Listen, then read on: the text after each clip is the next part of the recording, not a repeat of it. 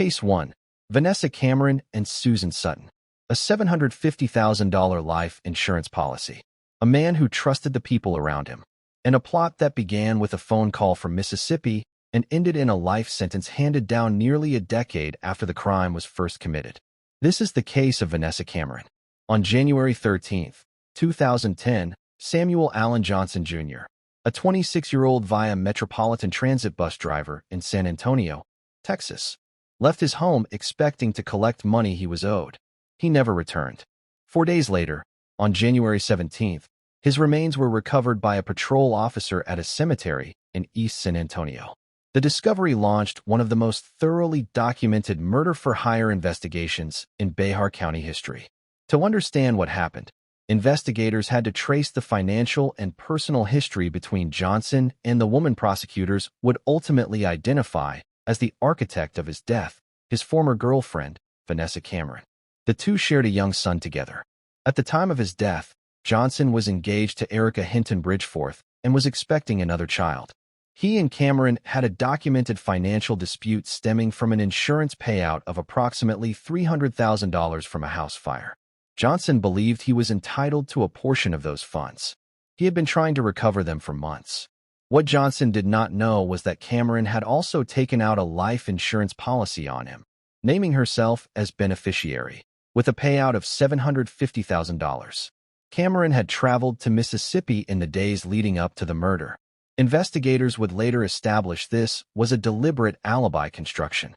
From Mississippi, she made phone calls to her sister, Susan Sutton, and to Bernard Brown, known as BJ, who was Sutton's boyfriend. According to testimony presented at trial, Cameron directed the operation remotely. Sutton recruited Brown and Brown's cousin, Lakeisha Brown, to carry out the plan. Johnson was told he could collect his share of the fire insurance proceeds at Sutton's home. He arrived expecting a financial transaction. He did not leave.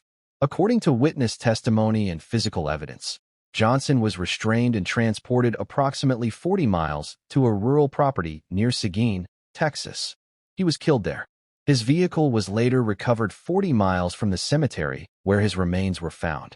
Law enforcement documented that the vehicle had been wiped clean of fingerprints but contained biological evidence in the trunk consistent with the victim's blood type. The investigation broke open through a combination of witness cooperation and a critical tip. Adrian Motes, a friend of Cameron's in Mississippi, contacted law enforcement after receiving a phone call from Cameron that she found disturbing. Motes reported that Cameron had said, in substance, that she believed those involved had accidentally killed Johnson. That tip gave investigators a thread to pull. Susan Sutton was brought in for questioning. She initially denied involvement. Then, within the same day, she returned to law enforcement and provided a full confession. Her account described Cameron as the organizer and identified each participant's role. Sutton also made a disclosure that became significant in subsequent legal proceedings. She stated that Cameron had deliberately withheld Sutton's prescribed psychiatric medication in the period leading up to the murder. Prosecutors later suggested this was done to engineer a potential insanity defense for Sutton if she were ever caught. Lakeisha Brown also cooperated with investigators. She led law enforcement to the property near Seguin, where a forensic search recovered shell casings, restraint materials, rope, and remnants of burned clothing in a barbecue unit on the premises. The physical evidence corroborated the witness accounts in detail. Cameron was returned to Texas and charged with murder. Her case was assigned to the 379th District Court in Bexar County. In February of 2012, a jury found her guilty and sentenced her to 70 years in prison. However, that conviction did not stand.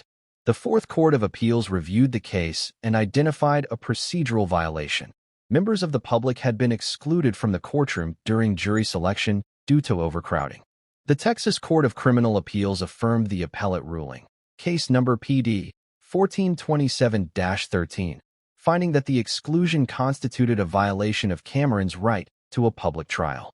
The conviction was vacated and a new trial was ordered. The retrial took place in March of 2019 in the 226th District Court before Judge Valia Meza.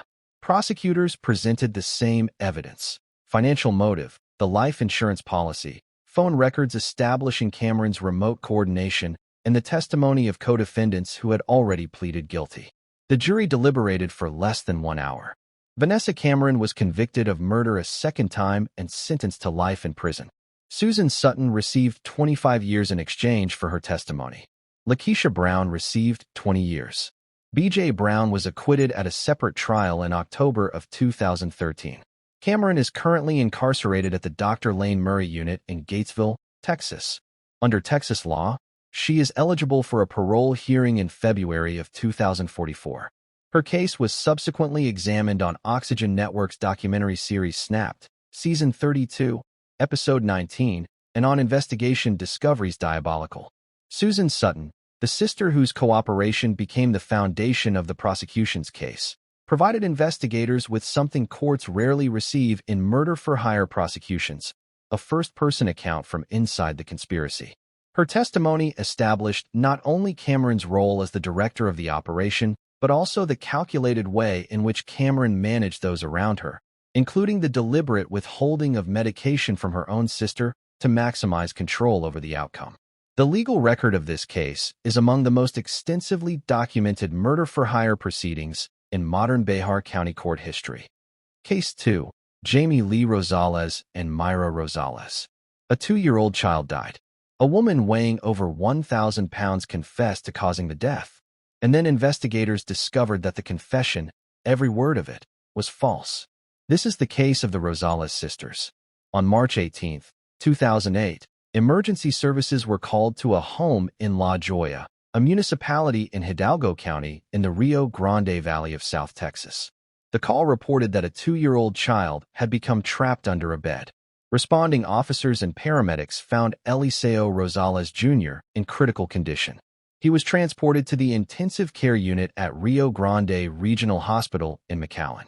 He did not regain consciousness.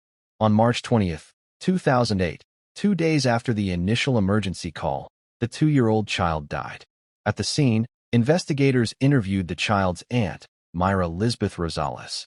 Myra had been bedridden for more than a year at the time of the incident, due to a serious medical condition that had caused her weight to reach approximately 1,100 pounds. She was physically unable to leave the residence without specialized emergency equipment. She was, by all observable and medical accounts, immobile. Nevertheless, Myra Rosales told law enforcement that she had caused the child's death. Her account changed multiple times during the course of early questioning. In one version, she stated she had rolled over onto the child. In another, she said the child had fallen from a chair. In a third, she described her hand landing on the child's head. None of the accounts were physically consistent, and investigators noted the discrepancies immediately. The medical examiner assigned to the case was Dr. Norma Jean Farley. Her autopsy findings became central to the investigation's direction. Dr. Farley's examination documented multiple skull fractures affecting both the frontal and posterior regions of the child's skull. Her forensic conclusion was that the pattern of fractures was consistent with repeated direct impact blunt force trauma, not with compression from a person falling upon the child. The medical evidence directly contradicted Myra's stated account. Prosecutors proceeded with charges. Myra Rosales was indicted for capital murder in March of 2009 and held on bond. However, the attorney retained to represent her, Sergio Valdez, did not believe her account from the beginning. Over multiple conversations, Valdez pressed Myra directly on the inconsistencies. Eventually, she disclosed the truth. The child's mother, Myra's sister, Jamie Lee Rosales, had struck Eliseo during the morning of March 18 because he would not eat his breakfast. Jamie Lee used a hairbrush to strike the child in the head. Myra witnessed what occurred. When emergency services arrived, Myra made the decision to take responsibility for the child's death. Her stated reason, given in subsequent interviews and court documentation, was that she believed she was already dying from her medical condition and was willing to accept prosecution in order to allow her sister to remain free to care for the other children in the household. Valdez arranged for Myra to carry a concealed recording device during a subsequent conversation with her sister. During that recorded exchange, Jamie Lee Rosales made statements consistent with having caused the child's injuries. The recording was preserved as evidence. Following the recording, Jamie Lee fled to Veracruz, Mexico, where she remained for approximately 2.5 years. Her location was eventually established through investigative work connected to a television production team that was documenting the case. She returned to Texas. Charges against Myra were dismissed. Jamie Lee Rosales was charged with capital murder and 2 additional counts of injury to a child. She entered a guilty plea to the charge of causing injury to a child and was sentenced to 15 years in state prison. Her projected release date fell approximately in the year 2025. After charges were dismissed, Myra underwent a multi-year surgical process to address her medical condition. Under the care of Dr. Yonan Nozaruddin in Houston, she underwent gastric bypass surgery followed by 11 additional procedures over several years, ultimately losing more than 800 pounds. She gave interviews in which she spoke openly about the false confession and her reasons for making it. She married and sought legal guardianship of her sister's surviving children. Myra Rosales died on February 16, 2024, at McAllen Medical Center. She was 43 years old. The case was documented in 2 separate television productions by TLC, Half-Ton Killer in 2012 and Half-Ton Killer, Transformed in 2013.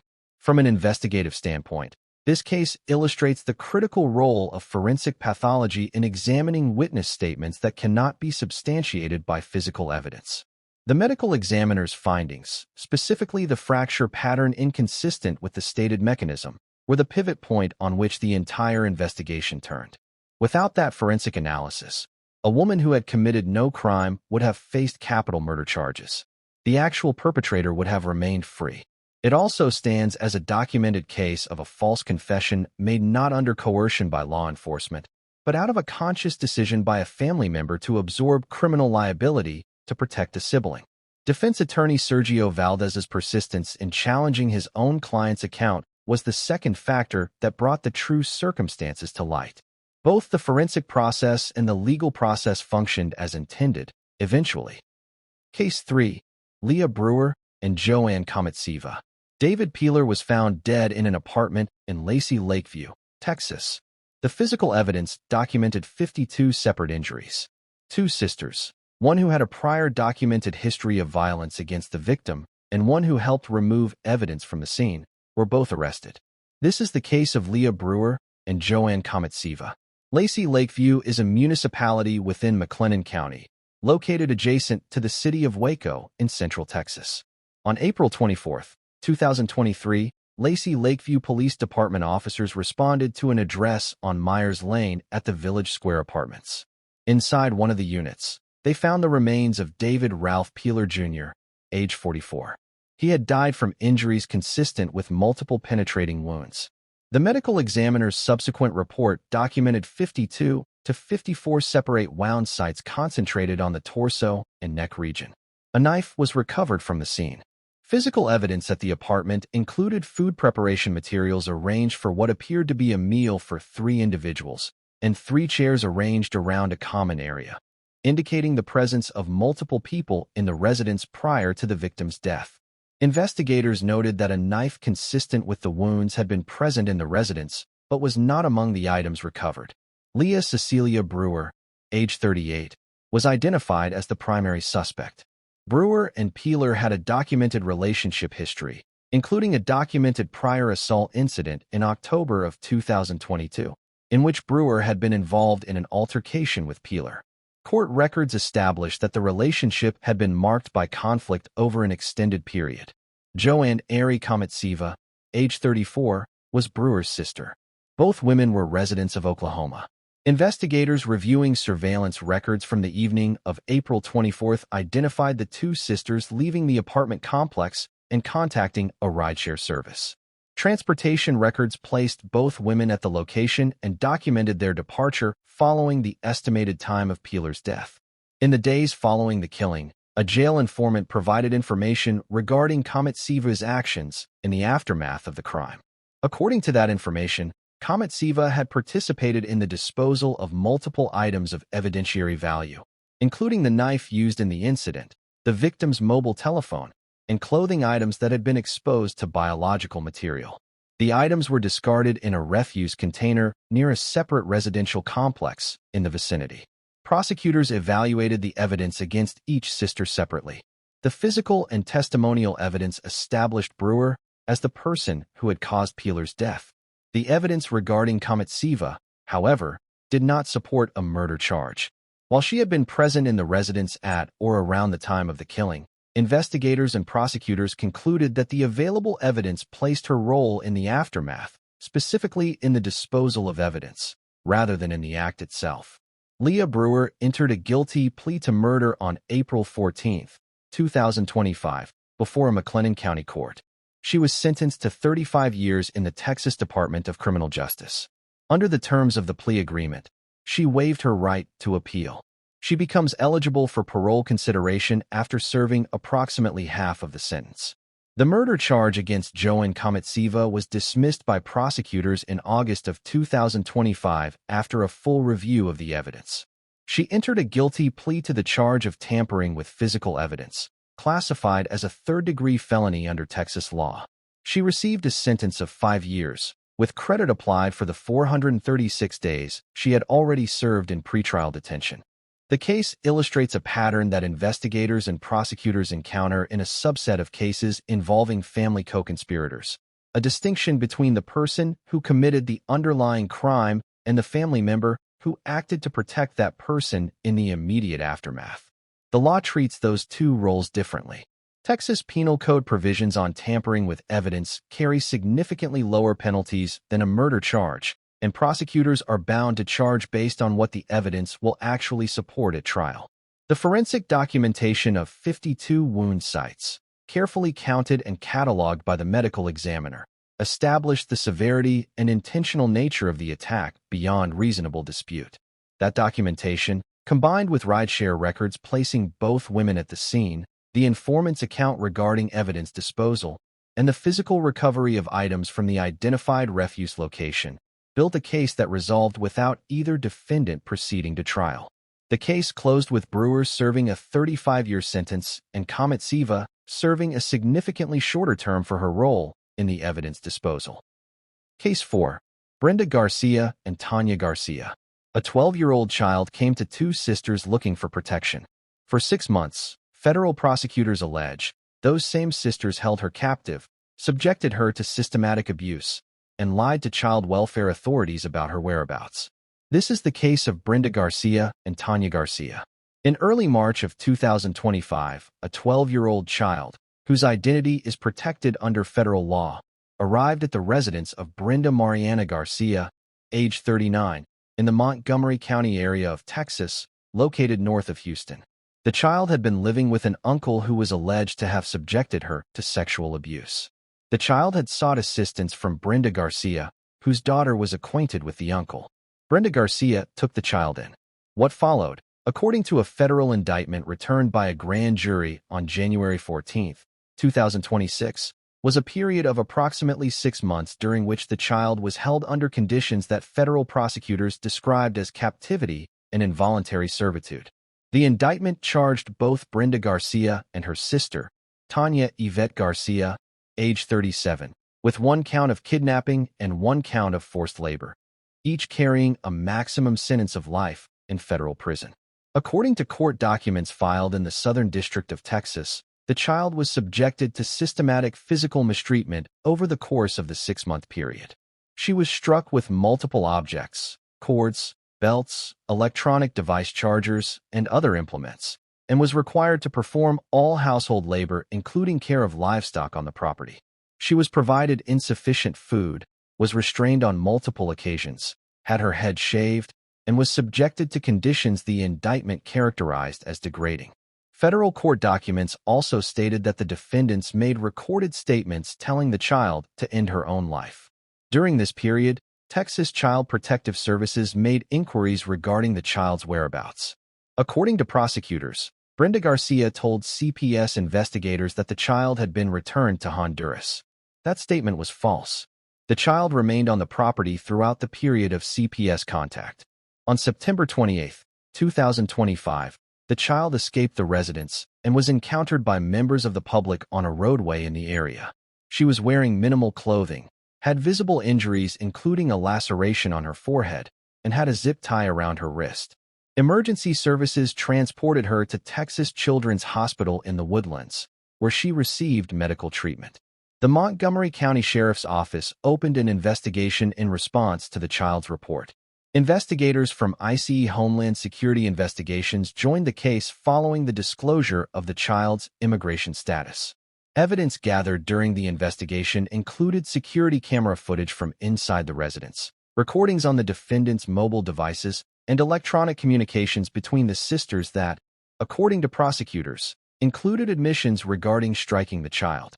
Brenda Garcia and Tanya Garcia were arrested on October 3, 2025, on state charges of injury to a child, unlawful restraint, and invasive visual recording. Brenda Garcia was held on a bond of $280,000, Tanya Garcia on $200,000.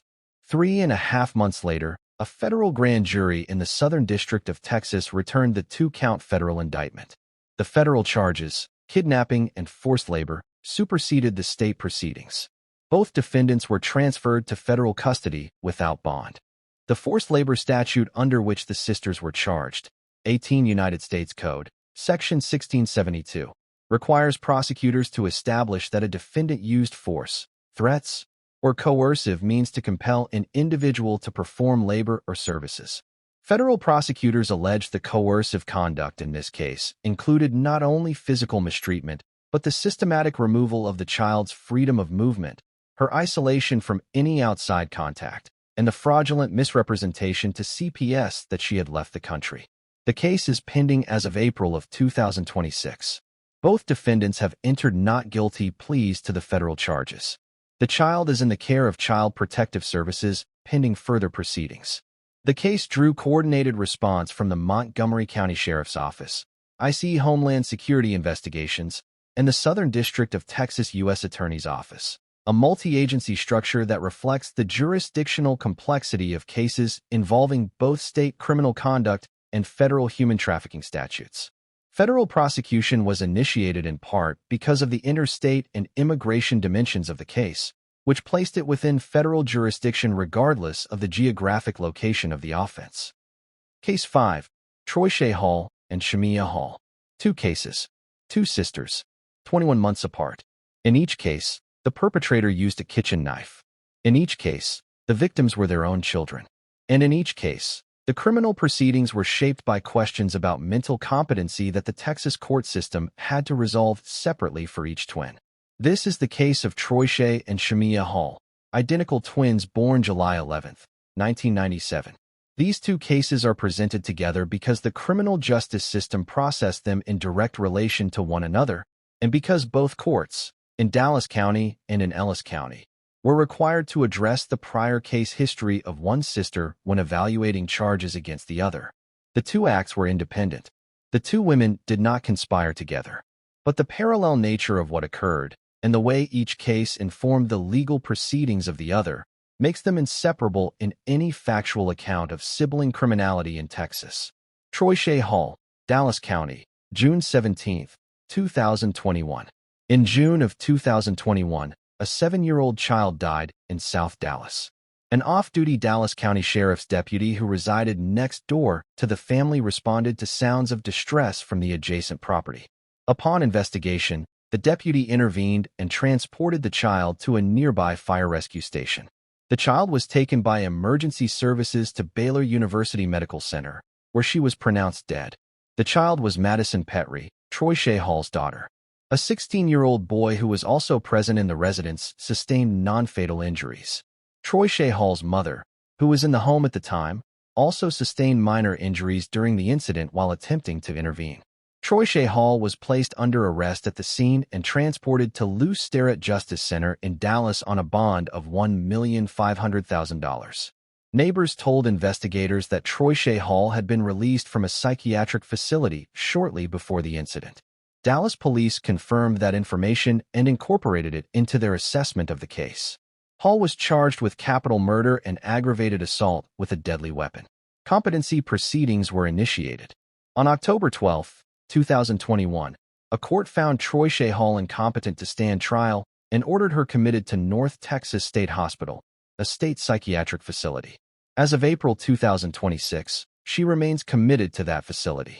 Criminal proceedings remain suspended pending a determination of restored competency.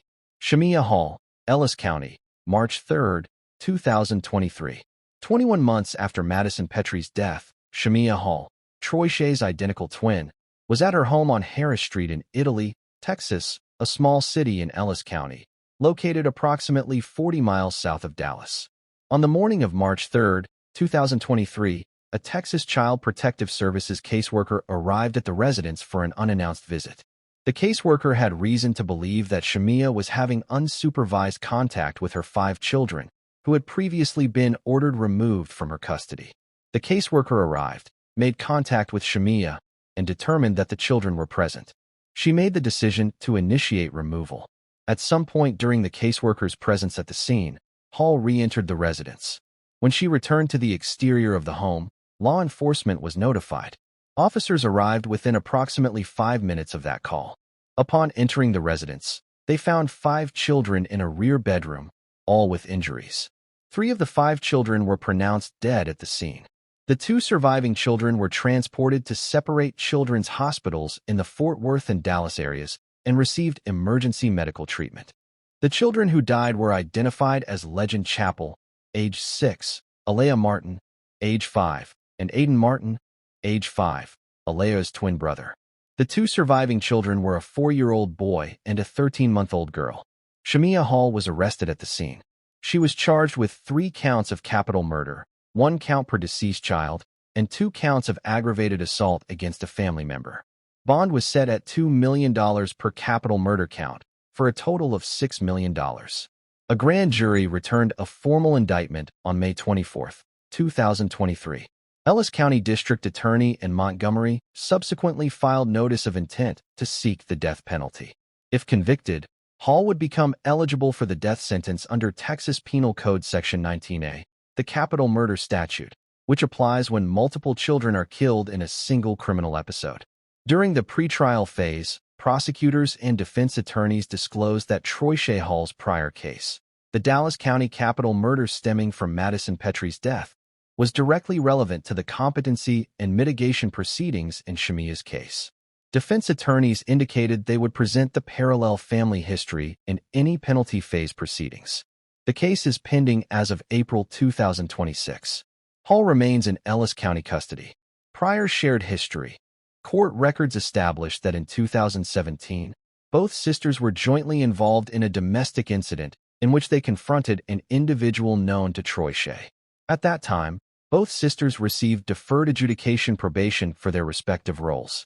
That joint prior record became part of the background documentation reviewed by prosecutors in both subsequent cases. Case 6. Maria Campos, Elizabeth Romo, and Gloria Romo. 3 sisters operated a tax preparation business in McAllen, Texas. Over 2 years, they filed more than 6,000 fraudulent federal tax returns and caused a loss to the United States government of $3,672,472. All 3 pleaded guilty. This is the case of the Campos and Romo sisters. Campos Tax Service was a tax preparation business located in McAllen, Hidalgo County, Texas, situated in the Rio Grande Valley along the Texas-Mexico border. The owner was Maria Lourdes Campos. Her 2 sisters, Elizabeth Romo and Gloria Romo, were employed at the business in the capacity of tax return preparers. The business operated legally in terms of its general structure. However, between the tax years 2018 and 2020, the sisters collectively engaged in a scheme to inflate tax refunds claimed by clients through the systematic inclusion of fraudulent residential energy credits. Residential energy tax credits are legitimate deductions available under the Internal Revenue Code to taxpayers who make qualifying improvements to their primary residences. Installations such as solar panels, geothermal heat pumps, and similar qualifying energy systems. The credit is claimed on Form 5795 and is subject to verification requirements. According to the federal prosecution, the Campos and Romo sisters claimed these energy credits on behalf of clients who had not made any qualifying home improvements. The credits were fabricated. In some cases, the clients may not have been aware their returns included fraudulent claims. In other cases, the structure of the scheme and the volume of claims, 6,501 returns over a 2-year period, suggests systematic operation rather than isolated incidents. The total fraudulent credits claimed across those 6,501 returns exceeded $5 million. The portion that was actually paid out, that is, the refund amounts the Internal Revenue Service processed and distributed before the fraud was detected, totaled $3,672,472. That figure represents the established loss to the United States Treasury. The investigation was conducted by IRS Criminal Investigation, Houston Field Office.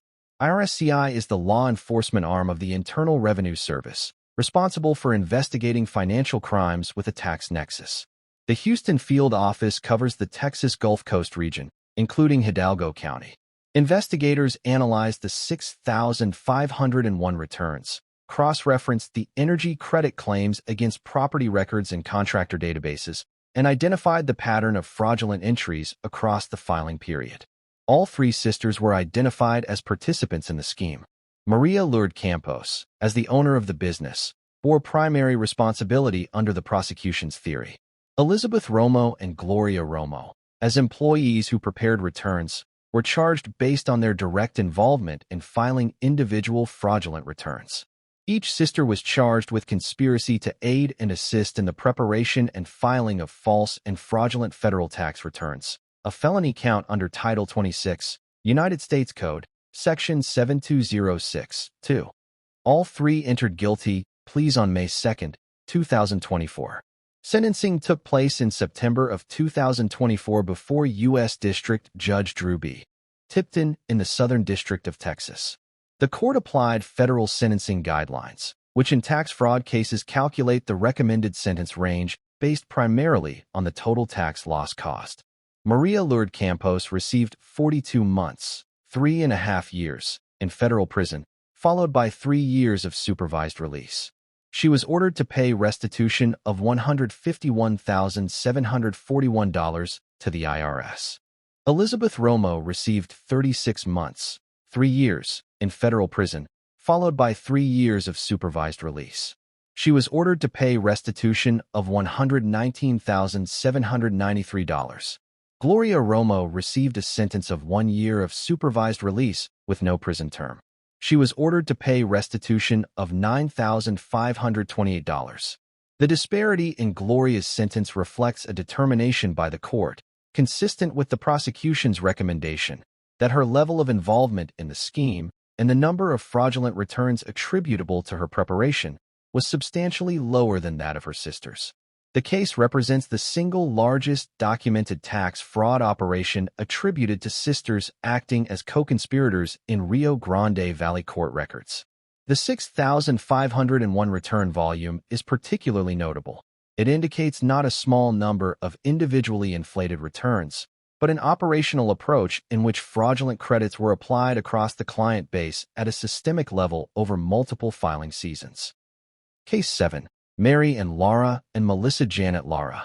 At an international border crossing in southwest Texas, federal customs agents discovered 84 pounds of methamphetamine hidden in non-factory compartments attached to the wheels of a vehicle.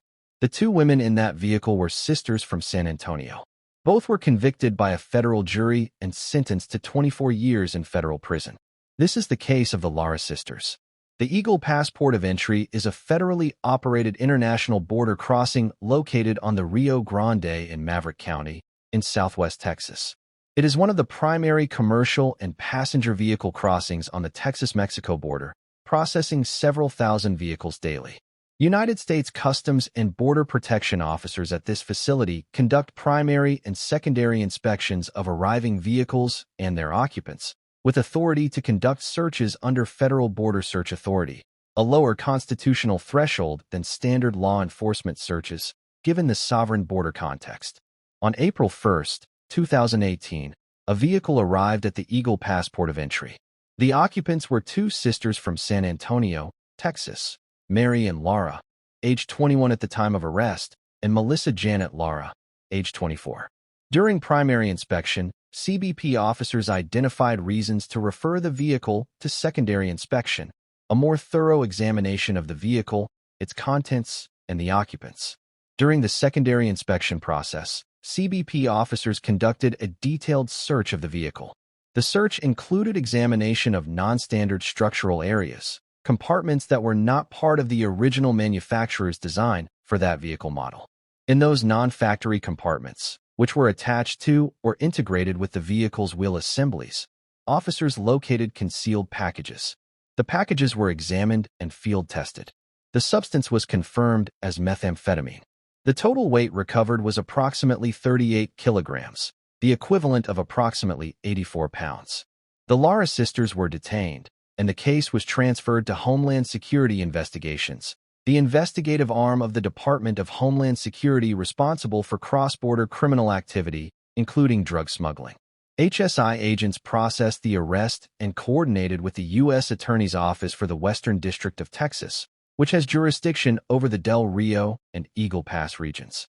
Both sisters were charged with importation of methamphetamine in violation of Title 21, United States Code, Section 952, conspiracy to possess with intent to distribute methamphetamine under Section 846, and possession with intent to distribute methamphetamine under Section 841. Mary and Lara faced an additional count of conspiracy to import, reflecting evidence regarding her organizational role. The case proceeded to trial.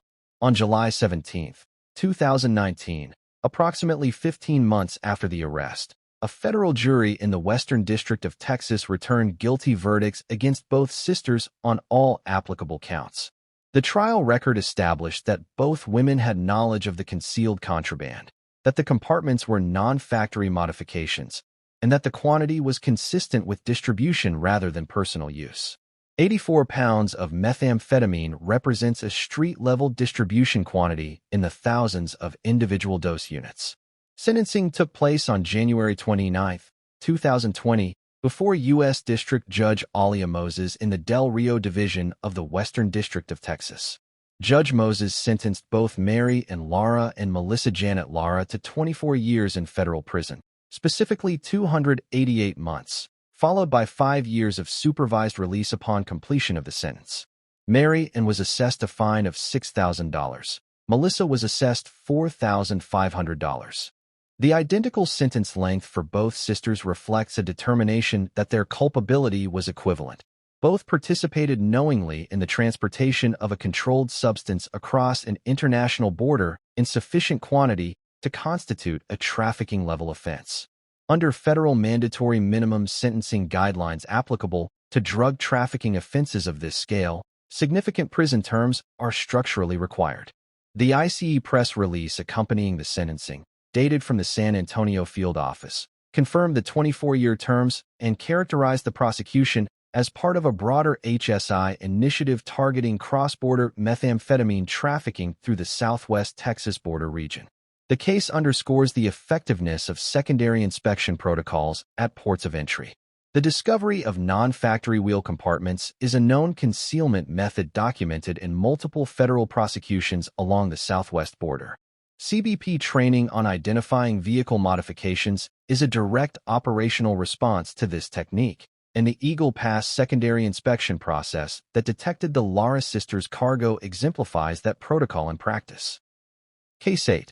Shalandria Simpson and LaShondria Simpson Camp, MD. A physician in Allen, Texas received pre-printed prescription pads in the mail. The instructions were clear. Prescribe these specific medications to your patients. The prescriptions were written. The claims were filed.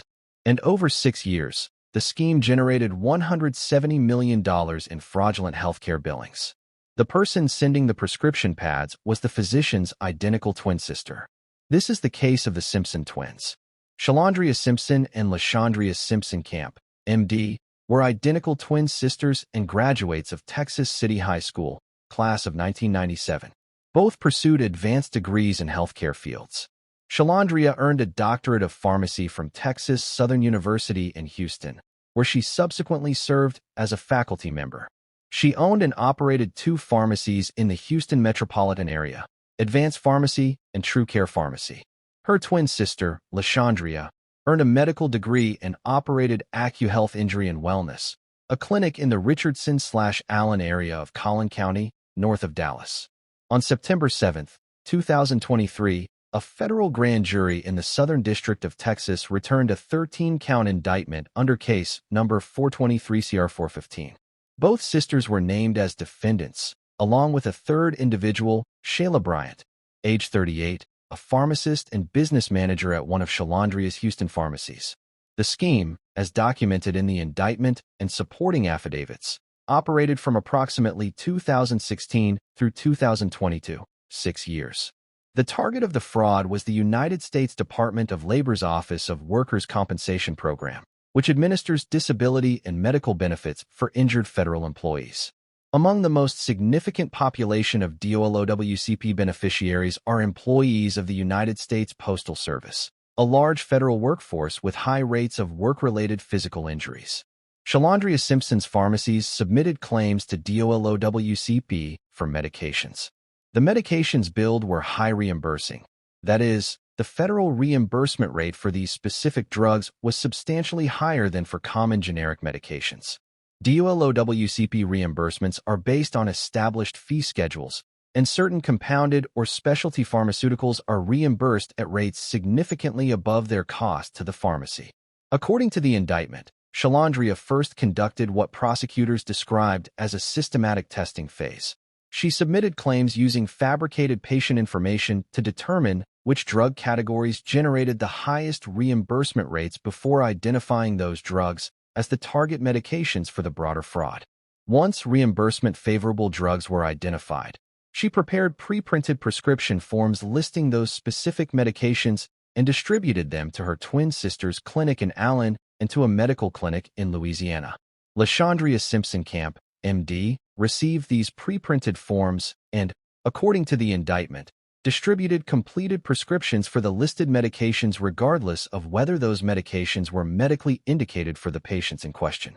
Patients at AccuHealth, many of them DOLOWCP beneficiaries, meaning injured federal employees, were prescribed the targeted high-reimbursing medications through this system. The prescriptions were then filled at Shalandria's Houston pharmacies, and claims were submitted to DOLOWCP.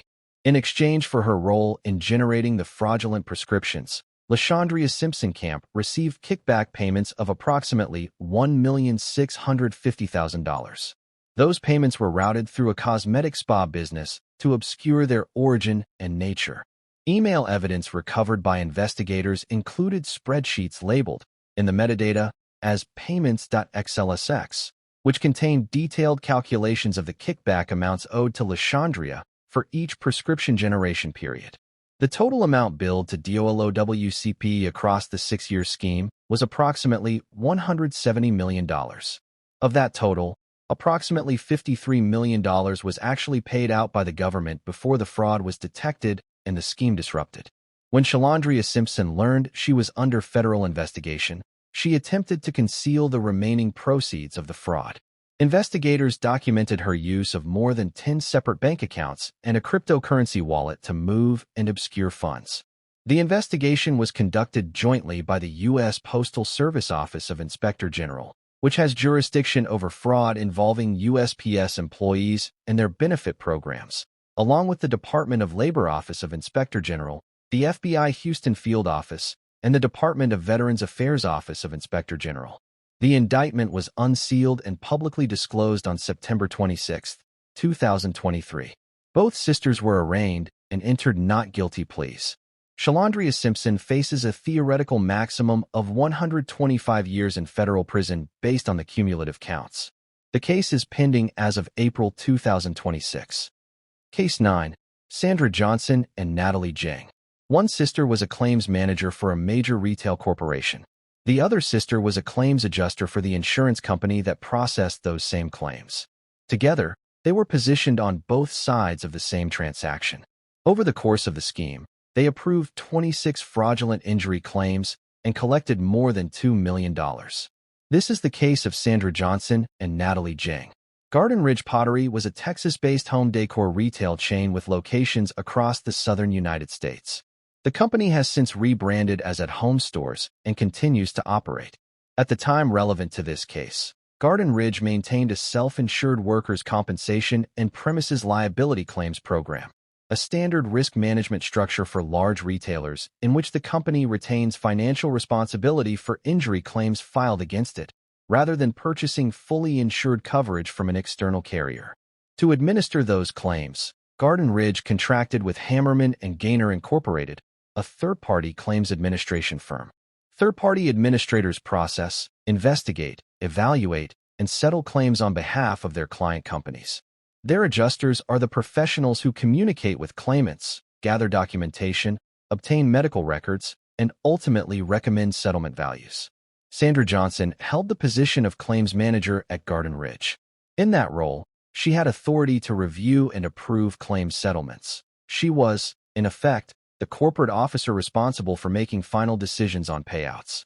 Her sister, Natalie Jang, worked as a claims adjuster at Hammerman and Gaynor, the third-party firm hired by Garden Ridge. In that role, Jang was one of the adjusters assigned to process and evaluate specific claims against the retailer. The structural conflict of interest was complete. Johnson could approve settlements on the corporate side. Jang could recommend them from the administrator's side. Together, they had effective control over the approval pathway for individual claims.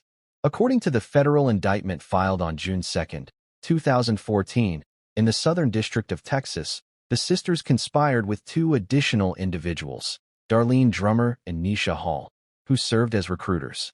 Drummer and Hall identified individuals willing to file fraudulent premises liability claims, specifically, false reports of slipping and falling on Garden Ridge store property. These individuals were enrolled as claimants. Jang processed and recommended payment of the claims in her capacity as adjuster. Johnson approved the settlements in her capacity as corporate claims manager.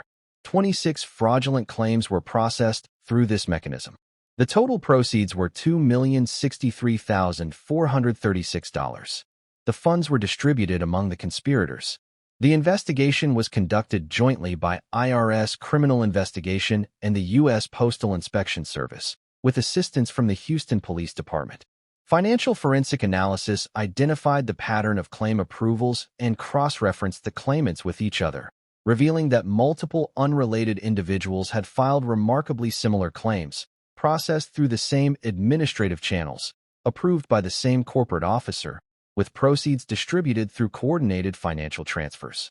Sandra Johnson was charged with wire fraud and money laundering. Natalie Jang was charged with conspiracy to launder funds. Both were arrested on June 2, 2014. Each defendant faced a statutory maximum of 20 years in federal prison on the applicable charges. Co-defendants Drummer and Hall were also charged in connection with their recruitment roles. The case was prosecuted by the U.S. Attorney's Office for the Southern District of Texas in Houston. An official Department of Justice press release confirmed the arrests and charges as filed. Final disposition records for the sentencing phase have not been separately identified in the publicly available case documentation reviewed for this documentary. The case was established as filed, charged, and prosecuted under federal jurisdiction.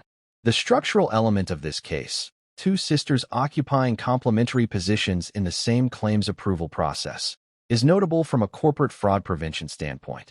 Standard internal control frameworks in corporate risk management specifically prohibit related parties from occupying positions on both sides of a financial transaction. The fact that Johnson and Jang worked for different companies, one the insured, one the administrator, may have obscured the familial relationship from the routine conflict of interest disclosures that would ordinarily flag such a situation. The case has been referenced in risk management literature as an example of third-party administrator fraud enabled by undisclosed relational conflicts. Case 10, Piper Roundtree and Tina Roundtree. A Houston attorney traveled from Texas to Virginia under her sister's name. She used her sister's driver's license, her sister's credit card, and her sister's identity to book her travel. She returned to Texas. Her ex-husband was found dead in his driveway. The trail of identity documentation led investigators directly back to Houston and to both sisters. This is the case of Piper Roundtree. Piper Roundtree was a licensed attorney who had practiced in Texas. She and Dr. Frederick Jablin, a communications professor at the University of Richmond in Virginia, had been married, had 3 children together, and had separated into what court records describe as a contentious custody and financial dispute. By 2004, The proceedings had resulted in Jablin obtaining primary physical custody of the children. Roundtree had accumulated more than $700,000 in unpaid child support obligations. The custody arrangement was, from the documentary record, a source of sustained conflict between the two parties. On the morning of October 30, 2004, Dr. Frederick Jablin, age 51, was found in the driveway of his Richmond, Virginia home, having been fatally shot. He had been retrieving the morning newspaper. His children were asleep inside the house. A neighbor made the discovery and called emergency services. Richmond Police Department homicide investigators assumed jurisdiction of the case. The investigation moved quickly to examine persons with motive and access. Piper Roundtree was identified as a person of significant interest. She stated that she had been in Texas on the date of the murder. However, a review of cell phone records placed her in Virginia. The discrepancy between her stated location and her cellular location data opened a formal investigative focus on her movements. Investigators examined airline booking records for travel from Texas to Virginia in the days surrounding the murder. Those records revealed that a ticket had been booked under the name of Tina Roundtree, Piper's sister. Credit card records showed the purchase was made on a card issued in Tina Roundtree's name. Rental car records and hotel reservation records from the Richmond area for the same period were also found in Tina Roundtree's name. The documentary record established that Piper Roundtree had assumed her sister's identity for the purpose of traveling to Virginia undetected. She had used Tina's driver's license as identification for the airline booking and had used Tina's credit card to finance the trip. The use of a sibling's identity to avoid detection in travel records is a method that in this case was entirely reconstructed through the paper and electronic trail that the transactions created. Tina Roundtree, when contacted by investigators, cooperated. She acknowledged that she had not made the travel bookings found in her name. She disclosed that she had subsequently assisted her sister by helping to dispose of at least one of the wigs that Piper had worn as a disguise during the trip. Tina stated she had done so to protect her sister.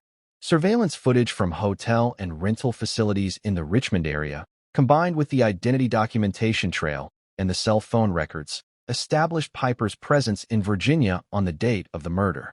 The murder weapon, a .38 caliber revolver, was also traced through purchase records.